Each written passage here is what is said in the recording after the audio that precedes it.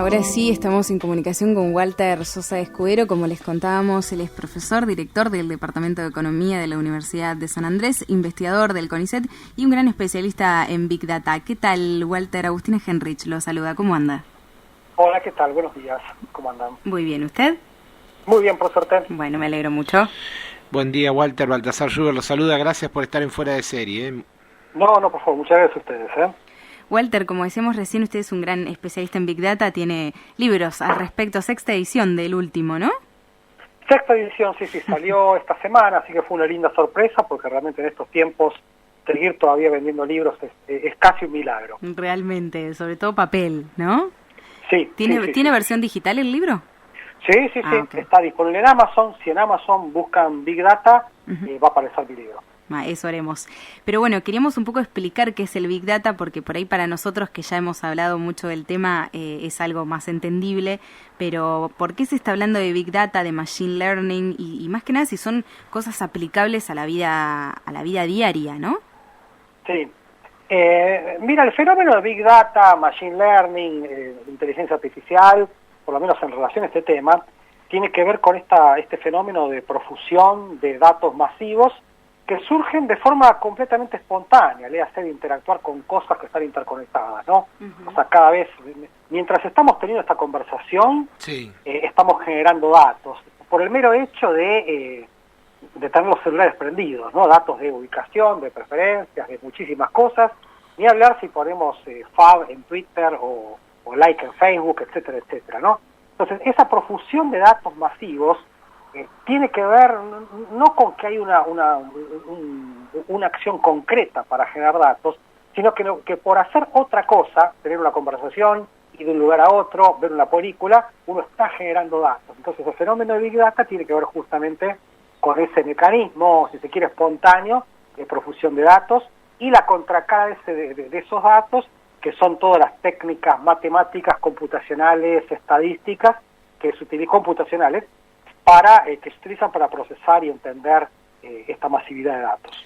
Claro, nosotros a veces lo hemos tratado en nuestra columna de tecnología respecto de los algoritmos y visto desde las redes sociales como un ejemplo para que la gente un poco pueda entender qué pasaba y también por qué cuando de repente te empiezan a aparecer cosas que vos no escribiste pero que mencionaste, y ahí hablábamos del tema de que los teléfonos no se escuchan, no nos escuchan.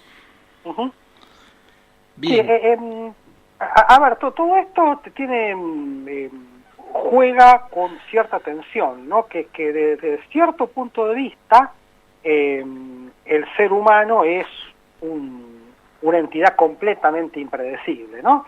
Pero desde otros muchos puntos de vista somos tremendamente predecibles, ¿está bien? Sí. Entonces la cuestión algorítmica tiene a trabajar fundamentalmente con lo segundo, ¿no? ¿Qué quiere decir esto? Si yo empiezo escribiendo hola, ¿cómo te? Al algoritmo le es muy fácil darse cuenta que la próxima palabra posiblemente sea va, claro. O fue, ¿está bien? Entonces, en definitiva, es desde ese punto de vista que los algoritmos se agarran de nuestro costado predecible, vamos a decirle. Bien, y aproximadamente, si bien los datos, el tráfico de datos, la información, Internet ha crecido y crece a manera vertiginosa, el Big Data como tal, ¿cuánto tiempo tiene de alguna forma? Bueno, a ver, vos viste que, ¿qué quiero decir con lo que voy a decir? ¿No? Que depende de lo que uno esté dispuesto a entender que es Big Data, ¿no? O qué es este fenómeno de algoritmos. El otro día hablábamos con una colega matemática, amiga mía, que nos decía que, una clase para mis alumnos, que la necesidad de hacer sentido de los datos es tan vieja como la humanidad. Claro. Desde ese punto de vista, el análisis de datos estaba en la época de los sumerios, estaba en estas tierras en la época de los incas, ¿sabía? Entonces, si uno se pone demasiado amplio con la definición de Big Data, se va al comienzo de la historia, ¿no? Pero siendo más realista, este fenómeno tiene que ver fundamentalmente con el periodo post-Internet para las masas, ¿no? Es un fenómeno que se empezó a caldear en los 90, cuando se empezaron a abaratar tremendamente los costos computacionales, y cuando la gente empieza a interactuar con cosas como el Internet. Entonces yo te diría que si bien en términos groseros uno se puede ir al comienzo de la humanidad, en términos realistas es un fenómeno que empieza a caldearse en la década del 90 y empieza a explotar después del 2000, ¿no?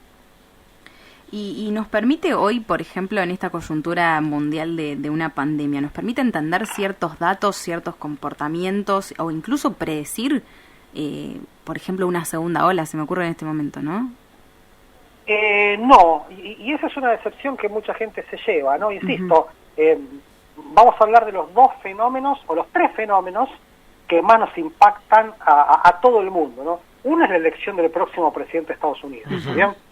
Todavía seguimos contando, haciendo pronósticos, etcétera, etcétera, y quizás ahora se sepa un poco más quién va a ganar, quién no va a ganar, pero hasta hace unas pocas horas, todo eso estaba tenido un enorme cuota de incertidumbre. Entonces, en definitiva, hasta hace unas pocas horas nadie sabía a ciencia cierta quién iba a ganar la elección, y posiblemente todavía no lo sepa con seguridad, es cuestión de abrir los diarios, ¿no? El segundo fenómeno, como vos decís, es el de la pandemia. ¿Cuándo es que termina esto? No lo sabemos, ¿está bien? No, francamente no lo sabemos. Más bien que tenemos conjeturas, tenemos elucubraciones, pero con certeza no, y a ciencia cierta, ¿no? Tampoco sabemos cuánto va a costar el dólar dentro de acá unas horas, unos días, etcétera, etcétera, ¿no? Entonces, todo eso convive con otros enormes éxitos de Big Data, ¿no? Por ejemplo, yo que sé, esto que decíamos antes de que el algoritmo puede clasificar correctamente si un email es un spam o no, puede predecir lo que vamos a escribir, puede saber cómo llevarnos desde un punto al otro por la ruta más eficiente. Entonces, en definitiva, es interesante porque estos éxitos avasallantes de Big Data conviven con sus enormes limitaciones, ¿está bien? Entonces, llama la atención que en épocas de algoritmos, en épocas de datos veloces, etcétera, etcétera, ciertas preguntas muy importantes para la humanidad, como quién va a ser el presidente de uno de los países más importantes del mundo como Estados Unidos, cuándo va a terminar la pandemia y, por ejemplo, cuánto va a valer el dólar, son preguntas que todavía permanecen completamente ajenas al escrutinio de los datos, y la pregunta relevante es ¿por qué? ¿Y por qué? ¿Por qué? Porque ciertos fenómenos son estratégicos, ¿no? ¿Qué quiero decir con esto? Hay ciertos fenómenos que en su conformación son de una naturaleza impredecible, ¿no? Por ejemplo, ¿para qué lado va a patear un penal un delantero y para qué lado se va a tirar un arquero? Es de una naturaleza esencialmente impredecible. ¿Por qué? Porque lo que vaya a hacer el arquero depende de lo que el arquero crea que va a hacer el delantero, y a su vez lo que hace el delantero depende de lo que crea que va a hacer el arquero, ¿bien? Entonces, en definitiva, lo que predice cualquier persona sensata es que en esos casos es muy difícil predecir qué es lo que va a pasar, ¿no? Bueno, y este ejemplo tonto de los arqueros y los delanteros se traslada a la política. O sea, eventualmente lo que haga Trump no es independiente de lo que haga Biden, ¿está bien? Y a su vez lo que haga Biden no es independiente de lo que haga Trump. Y una cosa pasa con el dólar. Lo que hagan los compradores de dólares no es independiente de lo que los compradores piensen que van a ser los vendedores de dólares, y a su vez esto es de lo que va a hacer el gobierno, ¿está bien?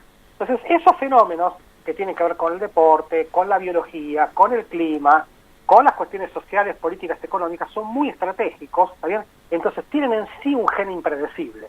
No es que no podemos predecir porque nos faltan datos o algoritmos, sino porque son fenómenos que son fundamentalmente impredecibles. Y en el lanzamiento de productos, de estrategias comerciales, de venta de bienes y servicios, entiendo que el Big Data se usa muchísimo, ¿cierto? Como para testear un poco si un producto puede o no tener mercado, ¿no? Ciertamente, se usa muchísimo, ¿está bien? Y de hecho da información que es súper válida, ¿no? Por ejemplo, insisto, por esto pensar en política, o también en lo que pasa en la estrategia comercial, ¿no? Que de repente una empresa saca una campaña publicitaria y prácticamente al instante, a través de las redes sociales, puede darse cuenta si la campaña está funcionando o no está funcionando. Puede lanzar un producto al mercado y hacer un testeo rápido de si el producto tiene demasiado azúcar, demasiado poco azúcar, si etcétera, etcétera, etcétera, ¿está bien? Sí. Y desde ese punto de vista es muy útil, pero no es magia, ¿está bien?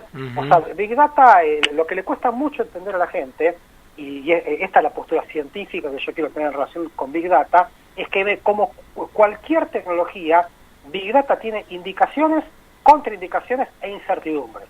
¿Está bien? Sí. O sea, en definitiva, mucha gente tiende a tener la postura de que, bueno, Big Data va a resolver todos los problemas, y no es cierto. La gente que piensa Big Data no va a resolver ningún problema, es nada más que una moda pasajera, y tampoco es cierto, ¿está bien? Y lo que realmente es cierto es que hay ventajas, que hay desventajas, y que hay indicaciones y contraindicaciones, y que muchas de esas ventajas y contraindicaciones todavía no las conocemos. Entonces, yo intento aportar a la discusión, y para eso escribí el libro, es un manto de realidad, ¿no? Así fue la historia de la técnica, y así me parece que está haciendo la historia con Big Data, ¿no? Y dentro de esta información súper válida que usted dice que obviamente genera el Big Data y el que se puede obtener, ¿dónde queda almacenada esa información? Y más que nada, ¿qué se puede hacer con eso? Porque se habló, bueno, justamente volvemos a tener elecciones en Estados Unidos, pero lo que pasó con las elecciones anteriores fue tremendo, esto de la venta de información y la manipulación de la información y de lo que se podía saber a través de Facebook. ¿Hay leyes al respecto de eso? Varias cosas. Primero, la pregunta que vos me haces, que es súper interesante y dispara un montón de dimensiones, ¿no? Primero, que una de las cosas que plantea Big Data, o el paradigma, o el fenómeno de Big Data, es que se rompe la asociación de tener y tener acceso, ¿no?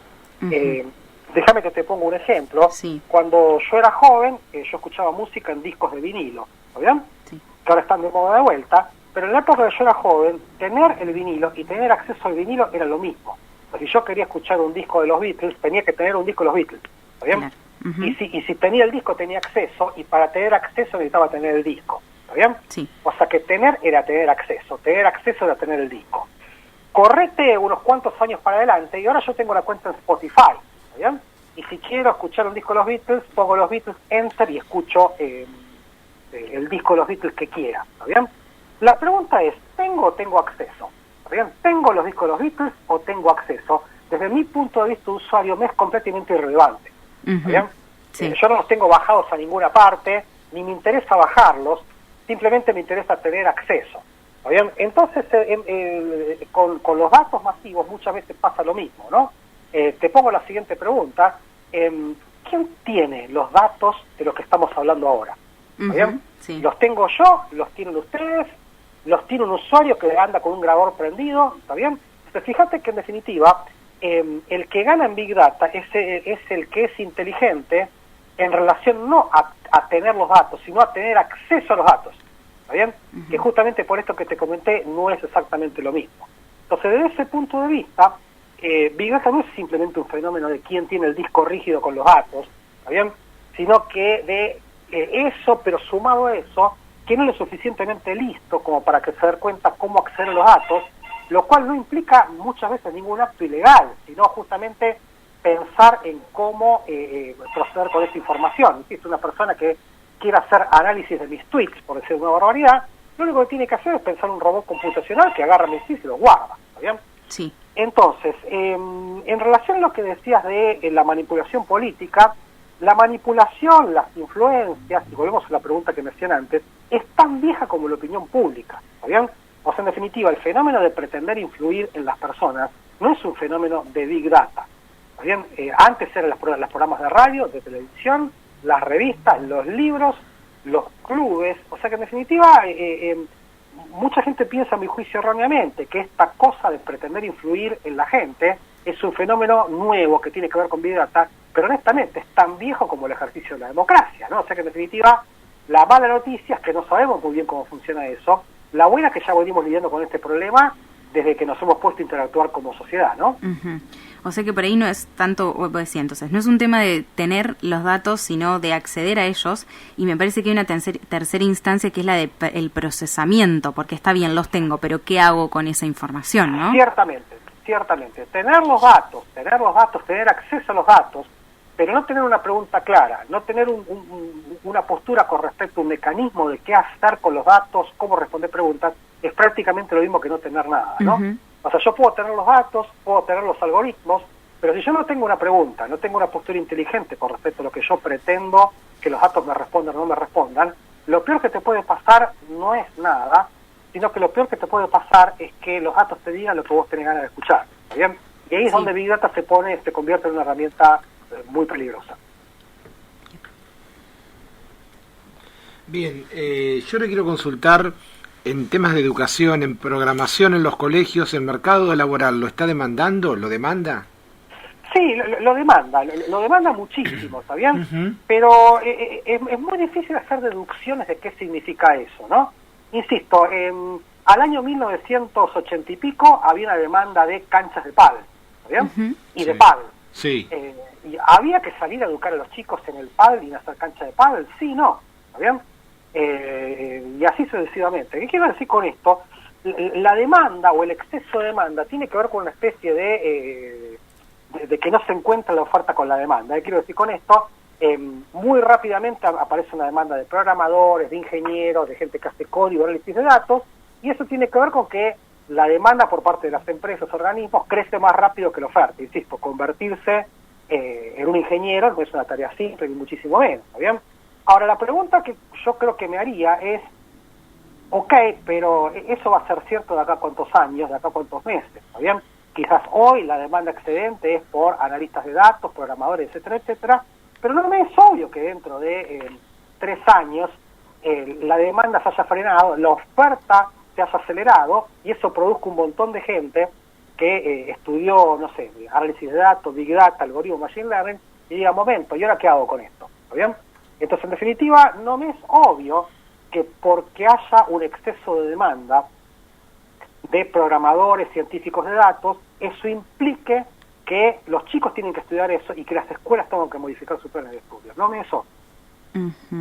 Y además también entiendo, ¿no?, que por ejemplo en Big Data es algo que cambia constantemente, que evoluciona. Entonces, entre que el chico inició su carrera hasta que la terminó, el mundo es totalmente diferente en lo que a Big Data refiere.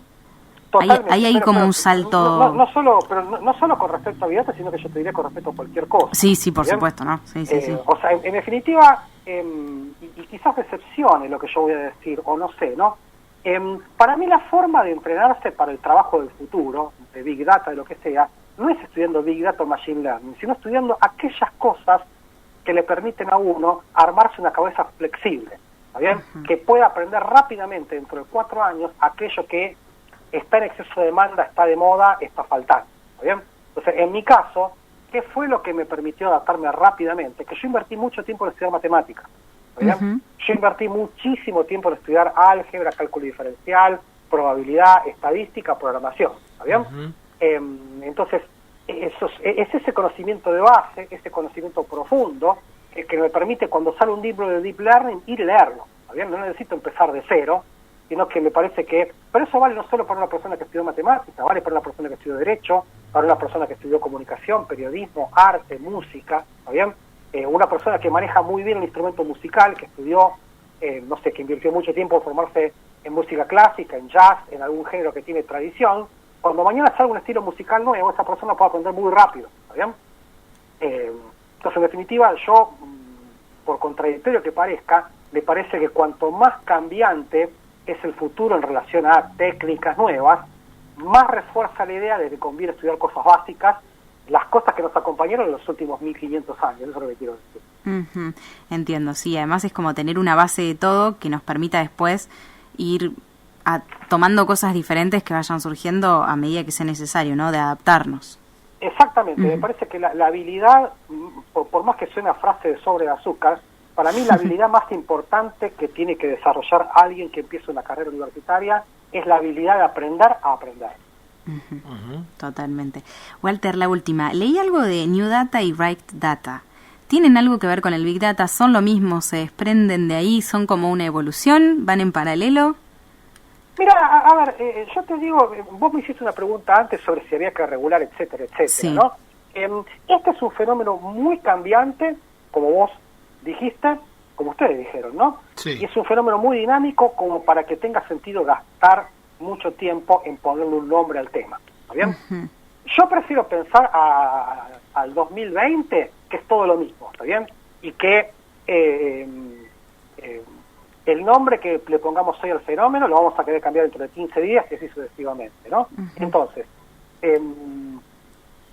podemos pensar de Big Data, New Data, Right Data, lo que sea data, pero me parece que tiene que ver, yo prefiero llamarlo esto de los datos, ¿está bien? De acá a 30 años vamos a ponerle el nombre que se merece, ¿está bien? Pero yo hoy no gastaría 1 centímetro en intentar bautizar un fenómeno que se está moviendo. Yo prefiero gastar más tiempo en entender, en que tengamos este tipo de discusiones, en donde, bueno, pongámosle Big Data, Small Data, Right Data, New Data, Machine Learning, estadística, computación, pero pasemos mucho tiempo discutiendo cómo es que este tipo de fenómenos nos interpela, ¿está? Discutiendo cómo funciona, cómo puede funcionar. Después vendrán los historiadores de la ciencia y le pondrán un nombre al agua tibia, pero por ahora intentemos trabajarlo con el concepto agua tibia y no con la discusión semántica. Muchas gracias, Walter, un placer, ¿eh? Muy interesante todo.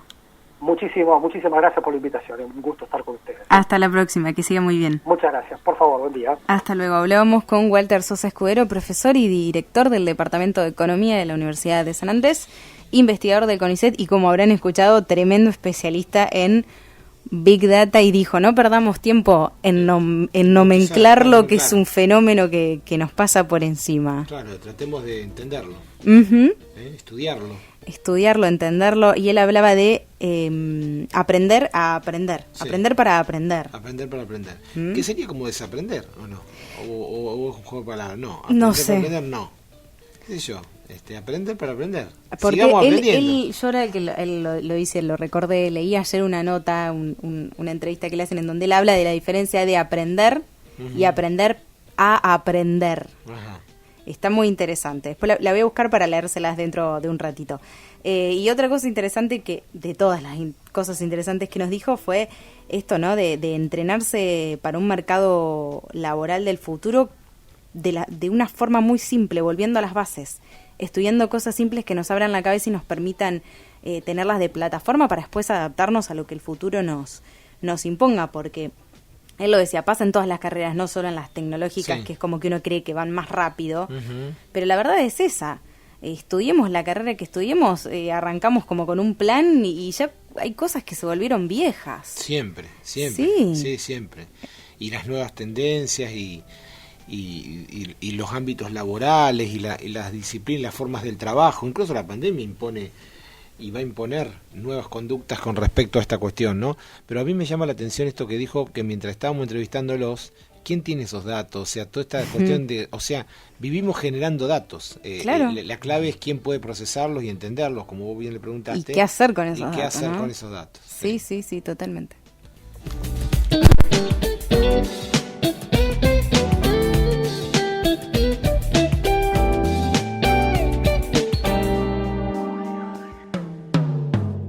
Si te perdiste parte de la entrevista o la querés volver a escuchar, encontrala en YouTube como Somos Fuera de Serie.